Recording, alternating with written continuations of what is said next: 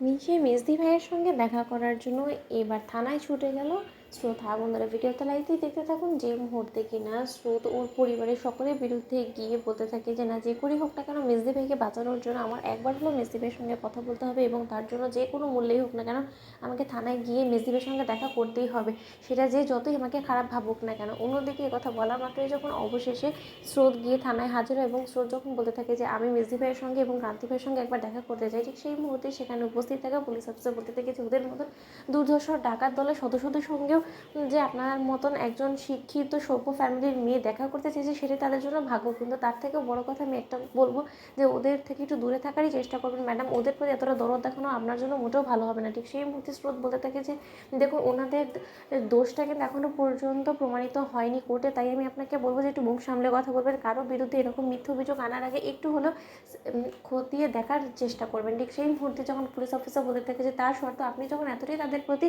দরদ আপনার উতলেই পড়ছে, তাহলে বরং চান গিয়ে দেখা করে নিন।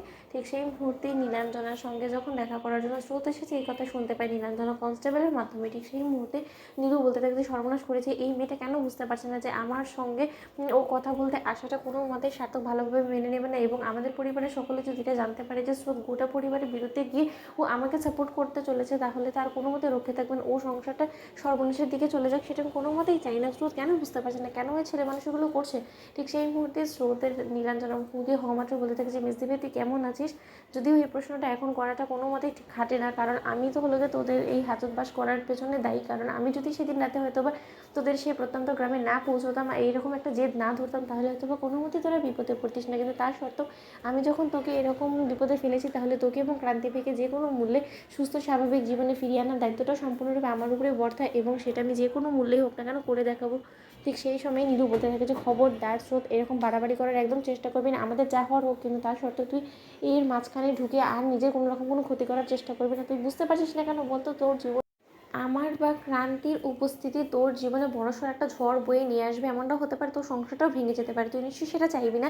তুই কি সার্থকের কাছ থেকে আলাদা হতে পারবি কোনো দিনও বলতো? তাহলে তুই সার্থকের বিরুদ্ধে এসব কেন করছিস বলতো, যেখানে তুই খুব ভালো করে জানিস যে সার্থকই একমাত্র ব্যক্তি যে কিনা এই সব সমস্যার মূলে আছে, এবং ওকে জ্বর থেকে উপড়ে ফেলাটা তো আমাদের পক্ষে সম্ভব না, তাই না? তাহলে তুই কেন এই মিথ্যে আশ্বাসগুলো দিয়ে আমার এবং তোর আমাদের দুজনের বিপদ বাড়াচ্ছিস বলতো? আমি আমার কারণে আমার পরিবারকে অনেক বিপদে ফেলেছি, কিন্তু আমি আর চাই না যে আমার কারণে কোনো রকম কোনো আর ঝড়ঝাপটা আমার পরিবারের উপর দিয়ে বয়ে যাক। তাই আমি তোর কাছে দুহাত জোর করে অনুরোধ করছি, দোহাই তোর বোন আমার, আমি তোকে বিন্দুমাত্র ভুল বুঝছি না, কিন্তু তুই আমাদের থেকে দূরে থাক, যাতে করে অন্তত তুই সুখের জীবন যেমন কাটাতে পারিস। কারণ আমি চাই না যে আমার কারণে তুই কোনো রকম কোনো অশান্তি পোহাস। ঠিক সেই মুহূর্তে স্রোত বলতে থাকে যে তুই যতই দূর করিস না কারণ আমি এত সহজে যাবো না। তো বন্ধুরা লাইক, কমেন্ট, শেয়ার করে সাবস্ক্রাইব করতে ভুলো না।